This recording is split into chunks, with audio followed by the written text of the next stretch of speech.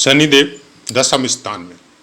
जय माता की मित्रों, हम वृष लग्नानुसार शनिदेव के पाठों का अध्ययन कर रहे हैं। आज बात करते हैं शनिदेव अगर दशम स्थान यानी अपनी राशि कुंभ राशि में विराजमान हो तो किस तरह के फल प्राप्त हो सकते हैं। धार्मिक होगा, सम्मानित कर्म करने वाला होगा,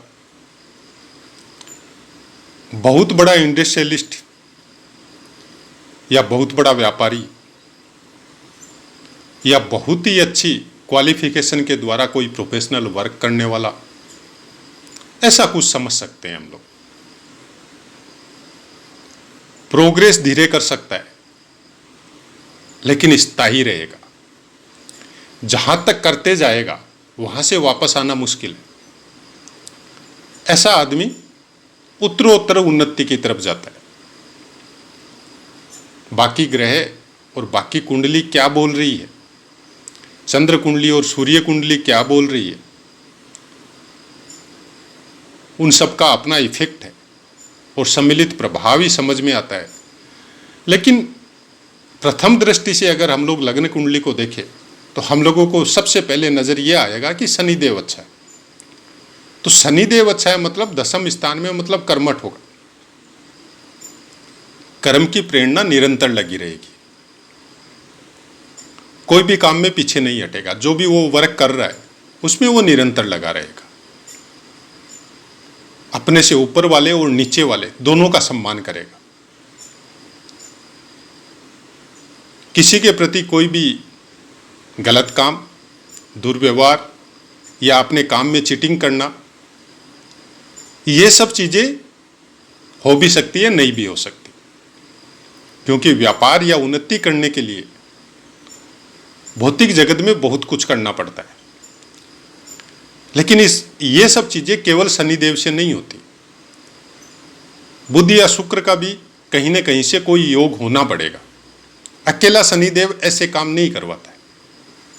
अगर शनिदेव पूर्ण बल लेके बैठा है, किसी के साथ दृष्ट या युक्त नहीं है, तो आदमी सत्य का पक्ष लेने वाला होता है और सही आचरणों के द्वारा उन्नति करने वाला होता है। और उस उन्नति को केवल अपने लिए भोग नहीं करता, समाज और धर्म के प्रति भी अपनी जिम्मेदारी निभाता है। क्योंकि नवम स्थान का भी स्वामित्व इनको प्राप्त है। तो आदमी जो भी कर्म के द्वारा जो भी अर्जित करेगा वो सामाजिक भलाई में, धर्म कर्म में, वो सब में भी लगाएगा। तो दशम स्थान का द्वादश स्थान नवम होगा। तो धार्मिक आयोजनों में लगाएगा, माता पिता की सेवा में लगाएगा, पिता की बातों को मानने वाला होगा। यहां से तीसरी दृष्टि से ये द्वादश स्थान को देखेंगे। अपने खुद के भौतिक सुखों में कोई प्रॉब्लम आ सकती, या ये हो सकता है कि ज्यादा बिजी रहने से वो सुखों के प्रति आकर्षित ही नहीं होंगे, ऐसा भी हो सकता है। क्योंकि दशम स्थान का स्थान में शनिदेव अपनी राशि में बैठने की वजह से आदमी बहुत ज्यादा कर्म क्षेत्र में बिजी रहता है, अपने कामों में बिजी रहता है और सुखों के प्रति इतना लालायित नहीं होता है, भौतिक सुखों के विषय में नहीं सोचता। उसके लिए आपको शुक्र, चंद्र, ये सबको देखना पड़ेगा। शनिदेव भौतिक सुखों के कारक नहीं है। भौतिक सुखों के लिए सबसे ज्यादा कारक चंद्रदेव है। और उन सुखों को भोगने के लिए जो बल चाहिए, जो पुरुषोत्व चाहिए, जो क्षमता चाहिए, उसके कारक शुक्रदेव है। तो उनका पोजीशन आपको देखना पड़ेगा। उसके बाद में ये अपनी सिंह राशि, अपने शत्रु ग्रह बोल सकते हैं आप, चतुर्थ स्थान को देखेगा। हालांकि हो सकता है माता पिता से अनबन हो सकता है दूर जाके अपना व्यापार करे, हो सकता है माता से कोई ट्यूनिंग सेट नहीं हो, यह भी हो सकता है कि माता बचपन में ही बिछुड़ गई हो। कोई भी बात हो सकती है। लेकिन घर से जुड़ाव हमेशा रहेगा, माता से जुड़ाव हमेशा रहेगा, उस चीज में कोई कमी नहीं आएगी। घर के सब चीज ठीक होगी, घर भी बड़ा होगा, लेकिन घर का सुख प्राप्त करना कि घर में रह के इनको शांति मिले, वैसा कुछ हो सकता है इनके साथ नहीं हो। वहां से दसम दृष्टि ये अपने सप्तम स्थान को देखेंगे, वृश्चिक राशि को। जैसा कि मैंने पहले बताया आपको, चंद्र और शुक्र का पोजीशन देखना पड़ेगा, और शनिदेव के फलों को अच्छी तरह प्राप्त करने के लिए गुरुदेव का संबंध भी बहुत जरूरी है, कि शनिदेव को कंट्रोल केवल गुरुदेव कर सकते हैं। हालांकि बहुत सी जगह ये बताया जाता है कि मंगलदेव करते हैं, हम कुछ ऐसा नहीं मानते। कोई पीड़ा के कारक, दुख के कारक ग्रह किसी क्रूर ग्रह से कभी कंट्रोल नहीं हो सकते, ये हमारा मानना है। पुस्तकें बहुत कुछ बोलती है, सोशल मीडिया भी बहुत कुछ बोलता है। हाँ, वृष लग्न में आपको अगर सप्तम में दृष्टि दे रहे हैं दसम दृष्टि से, तो आपको मंगलदेव को देखना है, ये बात सही है।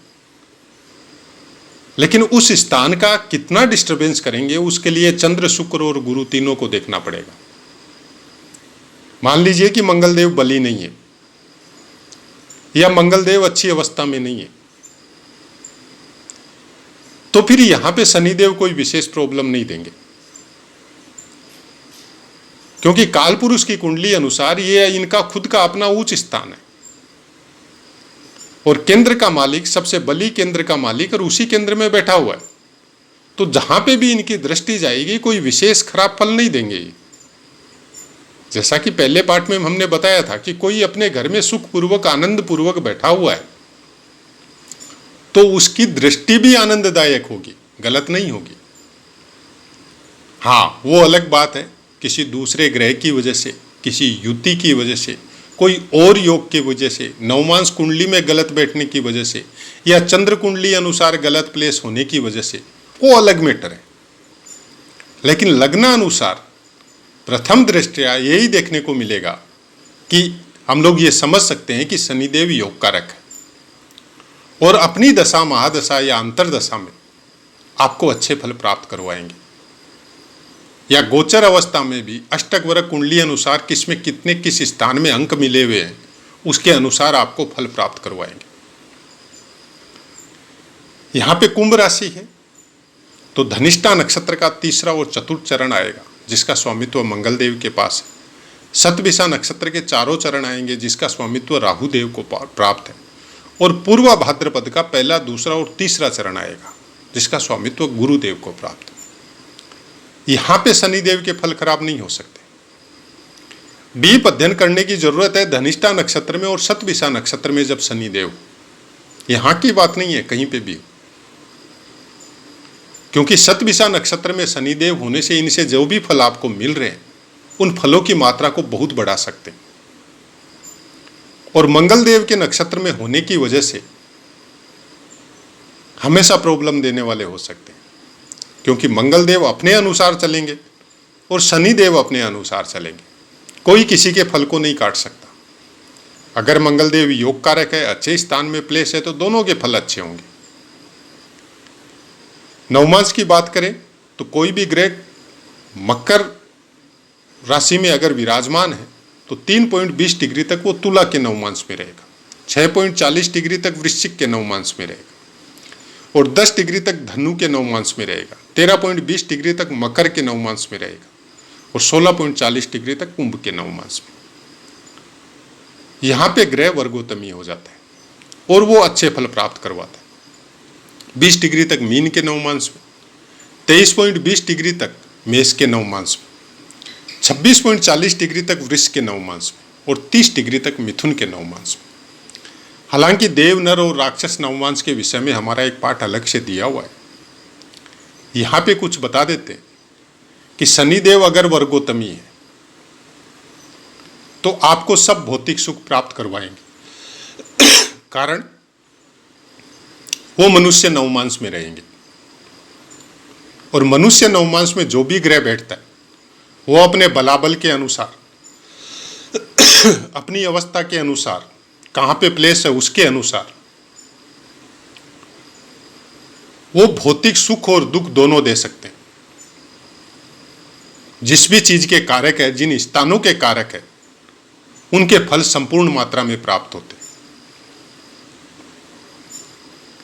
अंश बल की बात करें तो विषम राशि है। प्रथम 6 अंश तक बाल्यावस्था, 12 अंश तक कुमारावस्था, 18 अंश तक युवावस्था, 24 अंश तक वृद्धावस्था और 30 अंश तक मृतावस्था। इन पाठों का जब आप श्रवण करें तब कम से कम एक ब्लैंक कागज में ब्लैंक कुंडली बना के उसमें वृष लगन बिठा के उसके अनुसार शनिदेव को दशम स्थान में प्लेस करवा के उसके बाद में श्रवण करेंगे तो शायद ज़्यादा अच्छी तरह से समझ में आएगा। क्योंकि हम बोर्ड लगा के शुरू में किया था तो उसमें लिखने में ही आपका समय जाता है और आपको उतना कुछ नहीं बता सकते जितना बताना चाहते हैं। तो फिर कुछ इस तरह का किया कि आपको नोटिंग में सुविधा हो। आप स्क्रीनशॉट भी ले सकते हैं इसका, या आप नोट करके भी रख सकते हैं। एनी टाइम ये चैनल में रहता है, किसी भी समय खोल के कोई चीज़ ध्यान रखना है कि आपको कुंभ राशि में कौन से नक्षत्र आते तो आप खोल के देख भी सकते हैं। या अपने ज्ञान को या नोट करने के लिए कुछ चाहते हैं तो उसको नोट करके भी रख सकते हैं, या प्रिंट आउट लेके भी रख सकते हैं स्क्रीनशॉट से। ये आपके अपने ऊपर निर्भर है, आप किस तरह से श्रवण करते हैं, ज्योतिष को किस तरह से समझते हैं। अब अपनी वाणी को विराम देते हैं और आपसे आज्ञा लेते हैं। जय माता की।